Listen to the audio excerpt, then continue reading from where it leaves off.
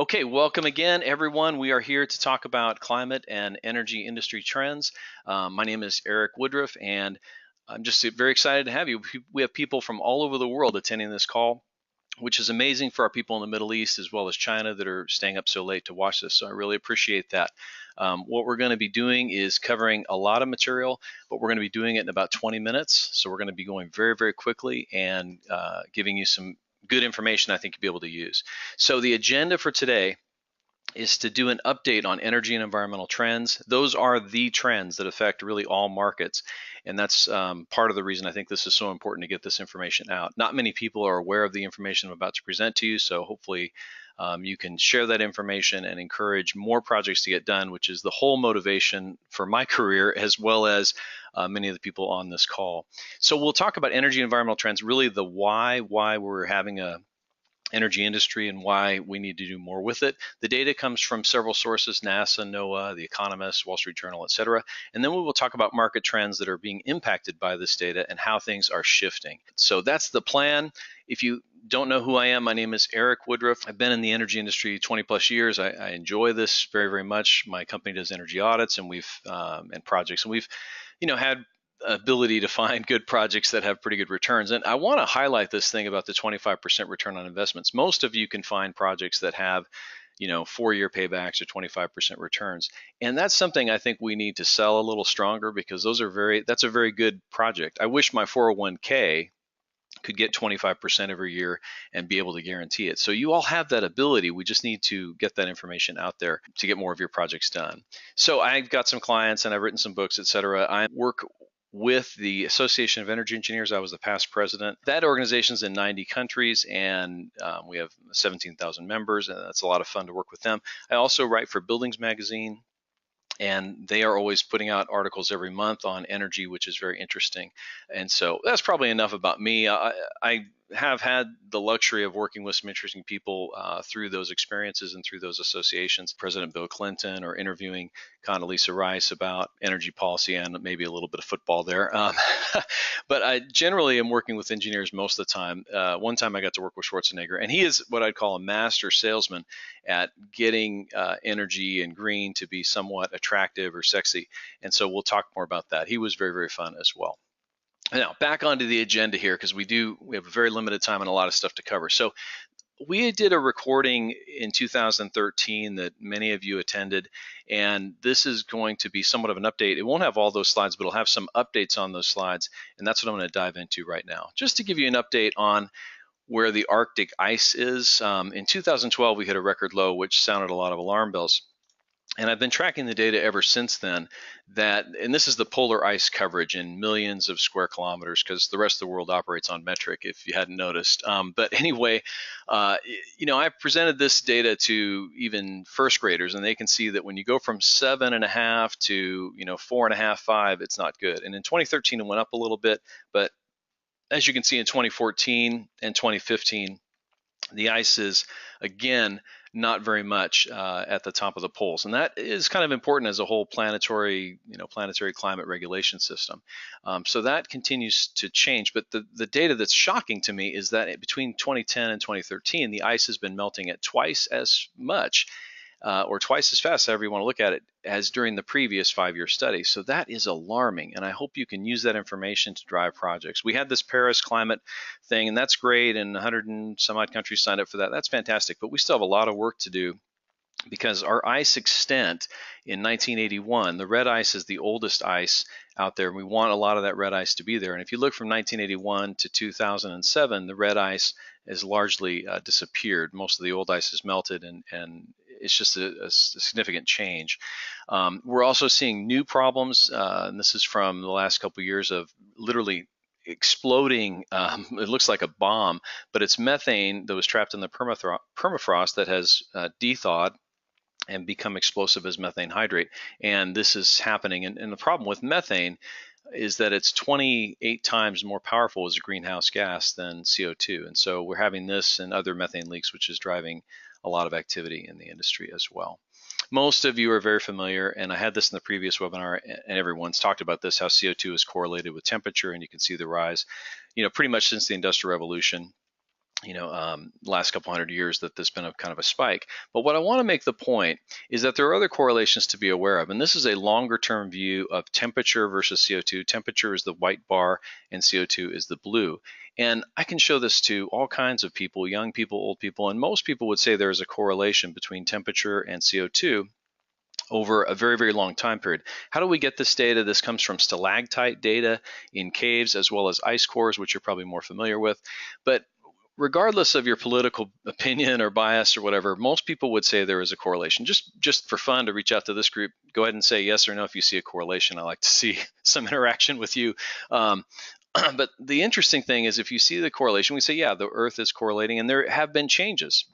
And the temperature, just to give you a sense of scale of what some of these changes imply, that the temperature difference between this line here and this line down here is the difference between having a mile of ice over New York City. So the low points in temperature are ice ages, and the high points are what we would call normal. If you look at this area here, this is where all human recorded history exists in about a 5,000 year period right here. And this is a sweet spot for us where agriculture and everything blossoms. Now, the question is, if you agree there's a correlation and the Earth does naturally vary its CO2 concentration correlated with temperature, what do you think is going to happen when you consider that the 2013 CO2 concentration was 400 ppm and it's been up and above that ever since then? How is that blue line going to affect the white line? And that's really the scary part, is are we going to drive ourselves off the sweet spot, which is another real call to action. So this keeps me awake at night, and I've got one more major piece to show you in a couple minutes that is shocking, and I think it'll really motivate you to do more projects. But again, March 2016, again, is the 373rd consecutive month we've got a global temperature above the average, and that's a problem. If you look at the last 15 years, 14 years of them were the hottest on record, and I think the hottest year was 2015. So we're continuing on our trend, even though we're making progress. Now, this is the piece I really want to get to, and there's some new information to this as opposed to 3 years ago. So 3 years ago, we presented this data, and this is kind of a statistical plot of temperatures that are normal would be white. I should say this is all normal, but white is moderate temperatures, red would be warmer than normal temperatures, blue would be slightly cooler than normal temperatures, and this is standard deviation. And this is a baseline of 30 years in 1980. And you can see it shifted quite dramatically after that period, where you've got almost a full standard deviation shift. And really what that impacts us is that the extreme weather events, which if you went back to the previous slide, you see very, very few number of very, very warm days. Well, now you have this difference of, instead of being covering 0.1% of the Earth, they now cover 10. And that's a big change. But what is shocking, and the new data that I've just been recently made available, is that in the last 10 years, or taking the shift more current data, it's gone from 10% to 14.5%, just literally in a 5-year difference in measurement. And so that is kind of shocking. If you really want to dig into that there's all the data is down here and updated in 2016. This is a big problem. This is causing a lot of storms and a lot of other things that are going on with our planet. And these things help and influence our food supply, water, global health, and infrastructure. If just to start off with the water thing, look at the ocean. Most of the CO2 that goes in the atmosphere goes into the ocean. 30% of it does anyway, and it is absorbed by the ocean, which is making the ocean more acidic, and some of these smaller organisms are having a difficult time making their shells, and that affects food population of small fish, which affects the fisheries of larger fish, and that affects us. If you look at populations of marine animals, the decline of 49% is significant since 1970. And if you look on land, we've got 4% more humidity in our atmosphere just globally, and that affects more storms on land as well as at sea, but these are more catastrophic flooding events. And if this was a full keynote speech, I would give you video and things like that, like I did last week, but we don't have time, and video doesn't do well on webinars. So just know there's a lot more things going on. And this is a really shocking fact that half the animals are gone in the last 40 years. Just fascinating stuff. Including some impact on humans. And this is in China, in Beijing.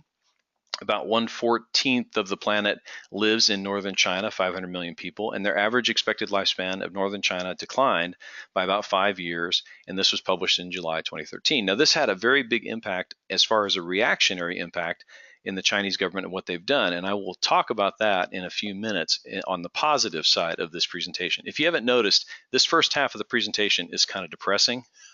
And then we're going to move into some good news, and that hopefully will bring you out of the doldrums of this depression. Just kind of finishing out the depression piece, if you look at sea level rise risk of cities, most of the cities are in Asia here as far as population goes. And as far as assets go, a lot of the assets here, Miami and New York, are in the top three. But let's just consider that if you think about population, if sea level rises just 10 feet or something, you're talking about hundreds of millions of people having to move. And we're having a problem globally with just 4 million Syrians and people in the Middle Eastern region in that area trying to move. Just imagine what a couple 100 million people would look like as far as a global disruption. And that would affect our economy. So these are things to be depressed about as well. So now let's shift in. We're 14 minutes into this, and I want to shift into some market trends and some good news that'll hopefully inspire you to do more projects. First of all, China, as a result of the data that I shared with you a few minutes ago, they did implement a cap and trade system in 5 cities and 2 provinces. These are major industrial regions. If you've ever been to China, this is where most manufacturing factories are, in the Pearl River Delta, and they're investing about twice their military budget to clean up the air around Beijing particularly. But also, they have put an 8 times tax on coal in 2015. They just released their 13th fifth-year plan. The plan calls for $40 a barrel floor price on carbon. They're phasing out 500 million tons of coal from existing mining operations. I mean, they're doing all kinds of stuff in China. And I'll talk about them with respect to their solar impact in a few minutes, but well, I might as well do it now. They basically just surpassed Germany as far as installations go of solar. So tremendous change going on there, just in a few years. So that's a major thing that's going on. You can see in the U.S., and I've got to update this. This gets updated all the time, but basically, most of the states have done renewable portfolio standards, kind of demanding that utilities get their energy from renewable sources. So we have that kind of trend going on. In the marketplace, as far as private companies, you see major companies participating in these competitions, and there's a lot of kudos that go to people who make it on this list, and especially in the carbon disclosure project. This is a project that's about Wall Street and disclosure, and most of the major companies are disclosing their carbon footprints and sustainability plans. And you can notice the companies here, just ones you might recognize in healthcare or even industrials, they don't get 99 and 100-point scores by ignoring this. They're spending a lot of time focused on making their sustainability report very strong. And I'll just say this, that all energy efficiency projects and energy management projects directly impact sustainability reports. They are definitely a feather in their cap in that function. So your projects definitely impact these people, and they're definitely paying money to get this stuff, to get their sustainability message shared and documented. On the generation side, since 2010, there's been more investment in renewable generation of electricity than there was in fossil fuels, and that trend has increased. You can see 2009, 2010, they beat it, and 2013, 14, much more investment in renewables. And this is one main point I want to make in this presentation, is that these are renewable generating technologies like solar and wind, which have a raw payback without financing of, say, 10 years plus. And I'm challenging everyone who's listening to this to really think about that the 10-year payback projects are getting funded left and right. But you may have projects that have a 5-year payback, basically twice the return, that are having difficulty getting funded. And we just have to do a better job of presenting our energy efficiency and energy management projects because we have a better raw return. These guys have financing set up, and we just need to work on those kinds of problems, removing those barriers, because the path has been laid in the generating capacity, as you can see from these graphs. And just if you're curious where that money is coming from, most of it is private money. It is not mandated by government or whatnot. This is voluntary private money where the money comes from. Let's just talk about wind energy projects. In the year 2000, there was an estimation made that we would reach 30 gigawatts by 2010. And 3 years ago, we were happy to report that goal was exceeded by 17 times or 14 times. And basically I think I might have screwed that up, but we've beat that goal by 14.5 times. The solar one is even more impressive. When you look at the projection for solar at 2010, they were thinking that it was going to be some 1 gigawatt, and we beat that by 17 times. Okay, that's the number I'm remembering in my head. And so if you look at solar, we beat it by 17 times, and that was in 2010. Since that time, in 2015, we've exceeded it by 58 times, and this year, global solar energy progress will be beat by that estimate by 68 times. That is substantial improvements in the solar progress, and there are more solar jobs now than there are in coal. And you'll find solar everywhere. I mean, solar is in places aesthetically that would be maybe not permitted by my house rules anyway, or my wife's house rules. I don't know if you have to live by those rules, but places that have very high aesthetic requirements are even doing solar. So I'm going to get to some more solar stuff in a minute, but even if you ignore all the climate change stuff and societal data, even first graders understand this concept that solar is expanding just basically due to economics, and it's following the same kind of progression that the cell phone industry had on the telecommunications market. If you look at our existing system, our existing electrical system, where you have a power generation station, a bunch of stuff, transformers, $8 million substations, all this infrastructure, poles and wires that takes a lot to maintain, and you look at all the costs to do that, and the efficiency of the generation station is only 30%, and then you have losses.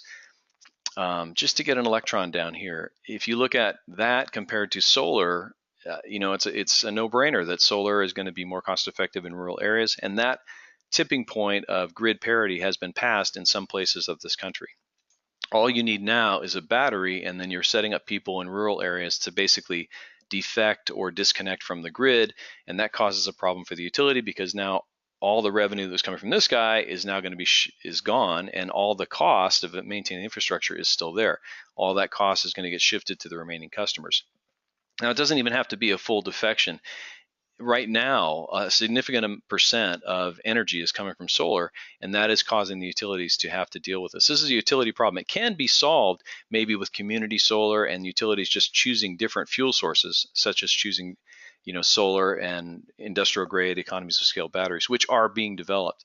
And that's something I wanted to talk about here. The large lithium ion battery cost trend has dropped 70 or 80% in a 10-year period, and the trend that's on is very positive. That's another key market trend that is affecting energy projects.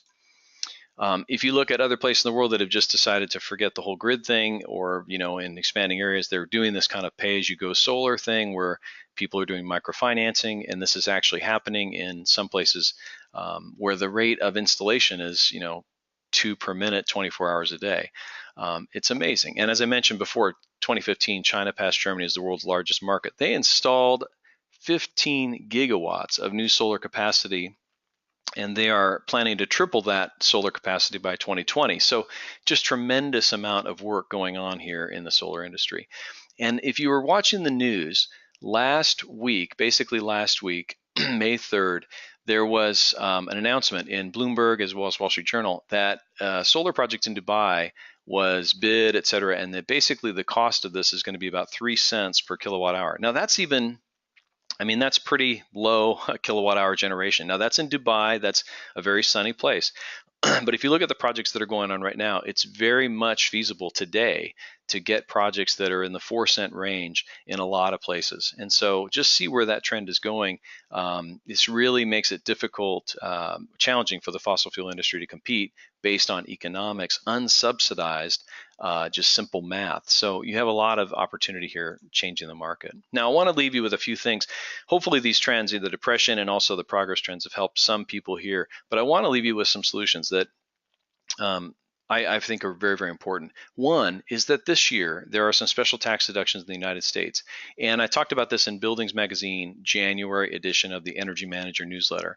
And let me just go through the basics of this. The tax deductions are just for this year. So if you do, they're actually for 2015 and 2016, but they expire at the end of this year. So if you were to look at a typical project many of you could do, and we wrote about this case study in the magazine, or you can watch webinars, which I'll show you at the end of this as well. If you look at a typical project, you might have a project that's got about a 5-year payback or 22% return. Over 10 years, you'd save $2 for every one if you ran the math and were real conservative. But this would be pretty typical. You guys could find projects like this with the tax deductions, not even claiming all of the possible tax deductions, but just getting some of the tax benefits that are available right now. Your project can look like a 69% return. And in some cases, it could be even over 100%. because the tax deductions are so strong if you're able to qualify for all of them. But if you just qualify for some of them, you're going to be much better off. And you're talking about saving $7 for every $1. You can present this a lot of different ways. You can say it's a 70% return, or about a year and a half, or less than a year, less than a. I got to think about that. Just invert that, and you get your simple payback. Very, very short simple payback. Or you could say over 10 years, save 7 for every one. Present it a variety of different ways to accomplish your goal there of getting someone to understand this. Another presenting option is a lot of you, and I'm just curious if we can do a poll, how many of you present on the idea of simple payback? You may present projects that way, and that's somewhat normal. Thank you for many of you participating. I appreciate that, Craig Honori and others. But another way to present it is return on investment, and you might present both, because a 4-year payback is roughly 25% return. Most people, we did some interviews with customers, when you say payback, they think I have to wait 4 years, and they get this false idea in their head. When you think about return on investment, people actually think this. They say, wow, that's more than my 401k, or they can relate this. Plus, you're getting 25% per year, and you might want to make sure that you state that that's 25% year for every year of your project. And there are not many investments that offer that kind of a return. So I would challenge that we have in energy efficiency much better investments than many other options available on Wall Street, and with far less risk. I know I looked at my 401k yesterday, and it's flat from last year to this year. I'm going, why am I paying you people money? I could be investing in this and getting 25%. So I just keep that comment and that thought in mind. Just quickly to review, we've talked about some market trends, and the action that I'm asking you to do here is to share this information, get it out there. Some of that statistics is pretty important, and present your projects as high return investment projects. You've got great projects. We really need this to turn this climate and energy problem around, and I'd like to see more energy efficiency, energy management projects get approved, because they're great investments. If you need help, you have lots of free information out there. Even on our website, there's plenty of free stuff. You can click on resources and webinars, and plenty of free articles. All my stuff is there. And I will even show you, I'm going to just go offline here because this is easier to show you this. If I go into any standard Google or web browser, and you go to Profitable Green Solutions, you can click on resources or click on shop, but somehow find a way to get to free sample videos. And if you click on that, you'll find a full-on explanation of the special tax benefits and walking you through the math and all that stuff. If you want to hear my insights of my interviews with Arnold Schwarzenegger, that's available as well as other webinars that are totally free that you can use to help you sell projects and get more things done. Non-utility benefits from energy conservation is a fantastic one to watch as well. And so I really hope you will take advantage of that and get more projects done. And with that, I want to say thanks to everyone who came, and want to just review the main things of this were to show you some climate data, to show you some updates on some shocking stuff, maybe depress you, but also motivate you and show you the trends that are happening that are really encouraging in our industry. There's a lot of great things going on in solar, but again, in energy efficiency, we have such a much greater returns in energy efficiency. We should be doing even better than the solar people. So I want to just encourage everyone out there to go keep doing what you're doing. I really appreciate you being here and hearing me out on this, and I hope you have a great day.